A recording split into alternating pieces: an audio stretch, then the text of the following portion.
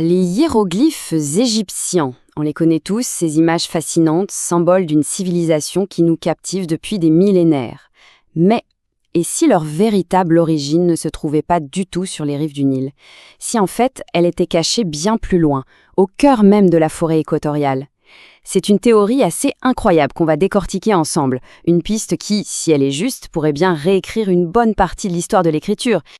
Alors, tout part de cette phrase. Elle a été écrite il y a plus de 2000 ans par un historien grec, Diodore de Sicile. Et attention, petit point important, à l'époque, quand on parlait des Éthiopiens, on ne parlait pas du pays qu'on connaît aujourd'hui. Non, ça désignait en fait tous les peuples de l'Afrique intérieure, au sud de l'Égypte. Cette affirmation, on l'a longtemps vue comme une sorte de mythe, une curiosité, mais en réalité, c'est la toute première pièce du puzzle qu'on s'apprête à assembler. Et voilà qu'arrive le professeur Akiris Sylla. C'est lui qui a décidé de reprendre cette vieille piste et de la suivre jusqu'au bout.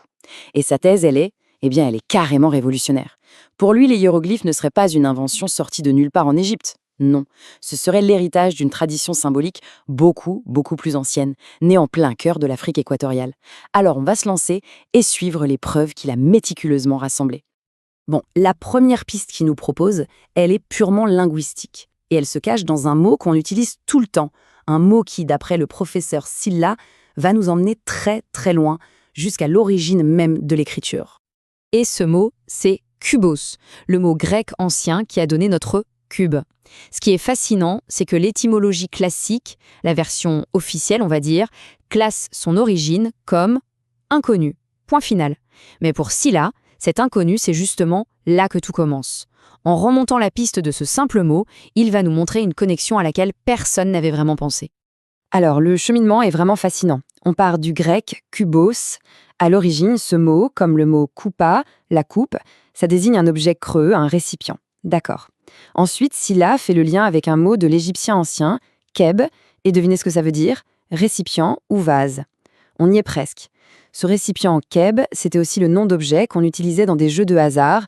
On lançait des trucs concaves, comme des coques de noix, qui servaient en fait de dés primitifs. Et voilà le truc. Le mot qui désignait le contenant est devenu le mot pour le jeu lui-même. D'accord, la logique des mots, elle se tient. C'est assez convaincant. Mais ça reste de la théorie. La question c'est, à quoi ressemblait ce jeu, concrètement? Cet ancêtre de nos dés, est-ce qu'il en reste une trace, une preuve matérielle quelque part? Eh bien, c'est là que tout bascule. On quitte le monde des dictionnaires et de l'étymologie pour aller sur le terrain, en pleine forêt équatoriale. Car la réponse, d'après le professeur Sylla, elle est là, dans ces artefacts absolument incroyables, les jetons Abia. Alors, les Abinga, qu'est-ce que c'est? Ce sont des pièces de jeu qui viennent du sud du Cameroun et du nord du Gabon. Elles sont sculptées dans la graine très dure d'un arbre géant, le moabi. Et première chose, elles ont bien ce côté creux, concave, et ce côté bombé, convexe, parfait pour un jeu de lancer. On est bien dans ce qu'on cherchait. Mais le détail qui change tout, le voilà. Chaque pièce est gravée d'un symbole unique. Et ces symboles ne sont pas là pour faire joli, non. Ils représentent des animaux, des objets, des concepts. Bref, ce n'est pas qu'un simple jeu, c'est un véritable langage. Et c'est là que la thèse du professeur Sylla prend toute sa dimension. Il nous dit, en substance, que ces jetons Abia sont en fait une sorte de bibliothèque vivante, une collection des signes primordiaux, des prototypes qui ont été préservés pendant des millénaires grâce à ce jeu. Ces Abia, ce seraient ni plus ni moins les fameux caractères éthiopiens que Diodore de Sicile avait mentionnés. La boucle serait bouclée. Forcément, une affirmation pareille, c'est spectaculaire. Mais ça demande des preuves concrètes, du visuel. Alors c'est ce qu'on va faire maintenant. On va mettre côte à côte les symboles des Abikia et les hiéroglyphes égyptiens. Et on va voir. Premier exemple, et il est saisissant. À gauche, on a le crocodile gravé sur un jeton Abia. Et à droite, le célèbre hiéroglyphe du dieu crocodile, Sobek. Il suffit de regarder la silhouette générale, la posture, la parenté saute aux yeux, c'est évident. On continue. Voici la lance ou le harpon. Même chose. À gauche, le symbole sur l'abia, à droite, le hiéroglyphe. Observez bien la pointe, avec ses barbelures. C'est la même forme, le même dessin, la même idée. La connexion est difficile à nier. Là, on touche à un cas encore plus troublant. C'est l'animal du dieu Seth. Il faut savoir que les égyptologues débattent encore et toujours pour identifier cet animal mystérieux. Personne n'est vraiment sûr de ce que c'est. Et pourtant, regardez, le voilà, gravé sur un abia. Avec ses oreilles si caractéristiques, sa queue dressée, la ressemblance n'est pas juste frappante, c'est une véritable clé. Et un dernier exemple un peu plus abstrait. À gauche, cette forme cruciforme sur l'habit, une sorte de figure humaine dans un cadre.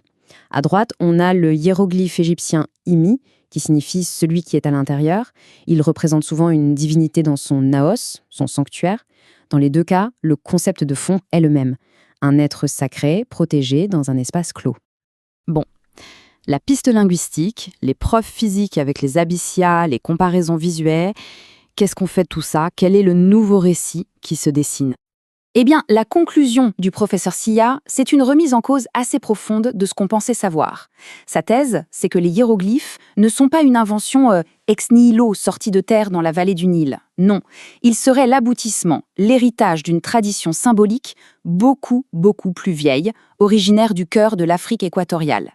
L'Égypte aurait en quelque sorte hérité de ce répertoire de signes avant de le systématiser, de le perfectionner et de le déployer à une échelle absolument monumentale. Et ce qu'il y a de plus fascinant, c'est que cette intuition, cette idée d'une source plus ancienne, eh bien, Champollion lui-même l'avait eue. Oui, le Champollion, le déchiffreur des hiéroglyphes.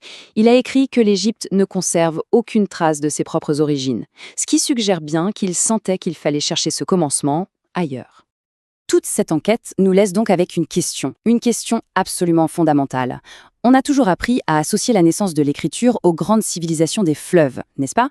Le Nil, la Mésopotamie. Mais si le tout premier alphabet du monde n'était pas né du sable et des roseaux, mais plutôt des graines et de l'écorce d'une forêt ancestrale? Et si l'écriture n'était pas née sur les rives d'un fleuve, mais au cœur d'une forêt? Voilà, la question, désormais, est posée.